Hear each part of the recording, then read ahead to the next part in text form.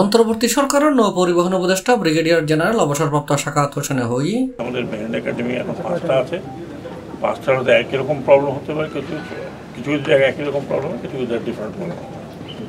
But আমি মনে করি এটা হচ্ছে প্রাইম মেরিন একাডেমি, প্রাইম মানে মাদার মেরিন একাডেমি।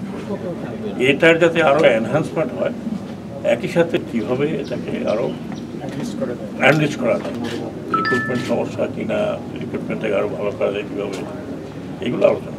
অক্টোবর 7 তারিখ সোমবার বেলা 11টায় চট্টগ্রামের আনোয়ারাত বাংলাদেশ মেরিন একাডেমির ক্যাডেটালর প্যারেড পরিদর্শন অনুযায়ী আয়েরে এসব হতা হই তিনি। এই সময় পরিবহন উপদেষ্টা ক্যাডেটালর একাডেমিক লেখাপড়ার পাশাপাশি কারিকুলাম শিক্ষা তথা শৃঙ্খলা এবং নিয়মানুবর্তিতালয় প্রশিক্ষণ সম্পন্ন গরিবের উপর জোর দিয়ে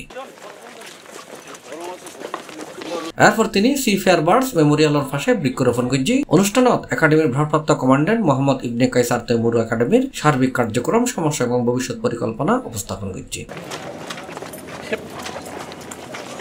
অনুষ্ঠানত উপস্থিত আছেন চট্টগ্রাম বন্দর কর্তৃপক্ষের চেয়ারম্যান ও rear admiral S M Moniruzzaman, Bangladesh shipping corporation ব্যবস্থাপনা পরিচালক কমডোর মাহমুদুল মালেক, নৌ বাণিজ্য দপ্তরের principal officer captain Sabbir Mahmud, Bangladesh merchant marine officers অ্যাসোসিয়েশনের সভাপতি ক্যাপ্টেন আনাম চৌধুরী, কেএসআরএম ব্যবস্থাপনা পরিচালক নৌ প্রকৌশলী মেহেরুল করিম, চবক সদস্য ওমর ফারুক, বিএসসির নির্বাহী পরিচালক ও প্রকৌশলী মোহাম্মদ ইউসুফ, নৌ বাণিজ্য দপ্তরের ক্যাপ্টেন শেখ জালালউদ্দিন গাজী, বিএসসির general manager captain Amir Mohammad Abu Sufian, captain Golam Suhrawardy, captain Haibur Rahman, captain Zillur Rahman, নৌ প্রকৌশলী মাহমুদুল নবী ও নৌ প্রকৌশলী হারুনুর রশিদ।